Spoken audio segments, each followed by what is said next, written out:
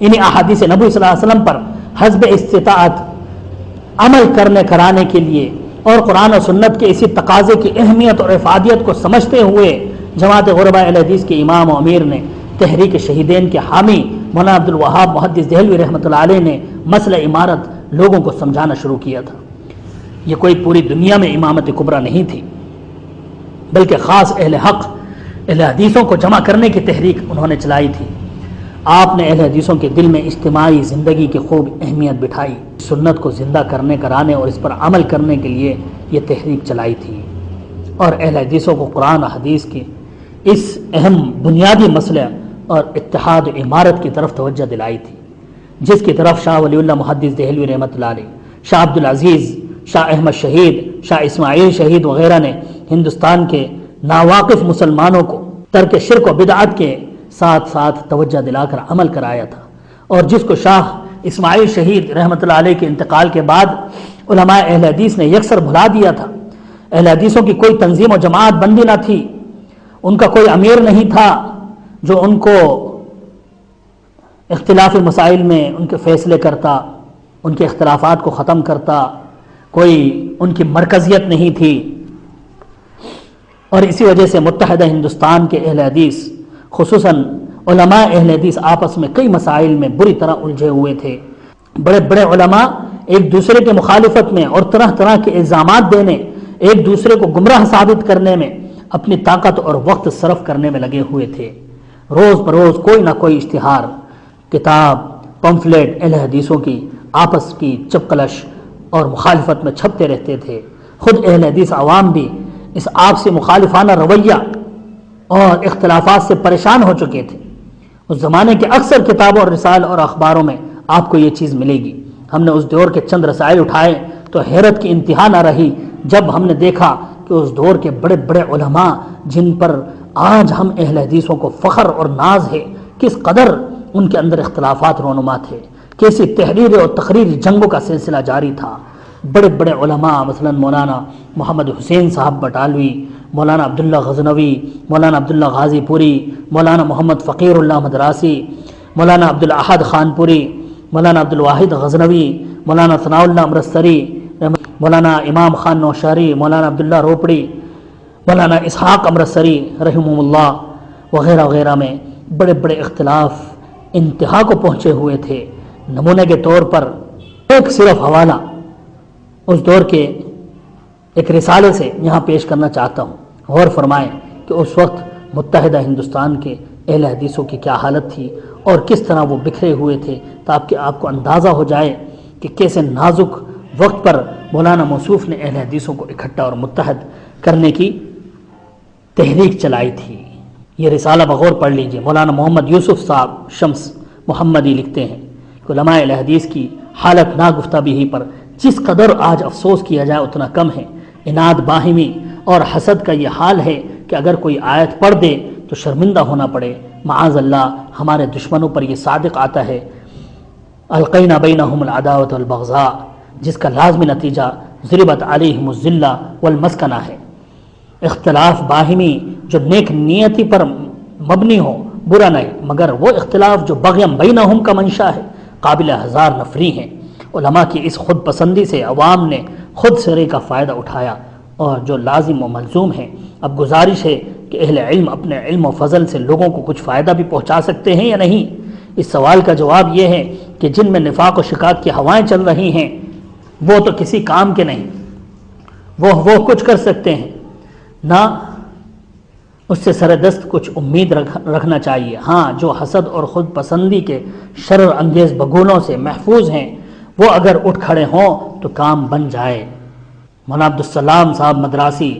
اپنے ایک مضمون میں علماء اہل حدیث کے چند کارناموں کا ذکر کرتے ہوئے لکھتے ہیں کہ صاحبوں یہ ہے ہمارے سابق علماء اہل حدیث کی شان۔ افسوس ہے اس زمانے کے علماء اہل حدیث میں ایسا اختلاف ہے کہ بجائے کفار کو اسلام میں لانے کے مسلمانوں کو کافر، زندیق، ملحد وغیرہ کے القاب عوام میں بذریعہ رسالہ اشتہار مشتہر کر رہے ہیں۔ علماء زمانہ کی یہ حالت ہو تو عوام کا کیا حال ہوگا؟ ان علماء اہل حدیث میں 3 قسم کے لوگ پائے جاتے ہیں۔ قسم اول میں پکے مسلمان ہیں، قسم دوم میں وہ لوگ جو دعوی اہل حدیث کا کرتے ہیں، کام ان کے بالکل خلاف ہیں اور ہر ایک بدعتی کی دعوت قبول کر کے ان کی مجلس یا ان کے میلے میں شامل ہوتے ہیں اور بخوشی ناجائز کاموں پر چندہ بھی کراتے ہیں۔ اور قسم سوم وہ ہیں جو سرے سے جاہل ہی بن گئے ہیں، لوگوں سے ڈر کر یا روپے کے لالچ میں پہلے کیے ہوئے عملوں کو چھوڑ کر بدعتیوں سے جا ملتے ہیں۔ ان سے پوچھا جائے کہ کیوں بھائی، پہلے تو تم ان سب ناجائز رسومات کی تردید و اصلاح کرتے تھے، اب کس لیے تم ان سب کو ترک کر کے ان سے جا ملے ہو؟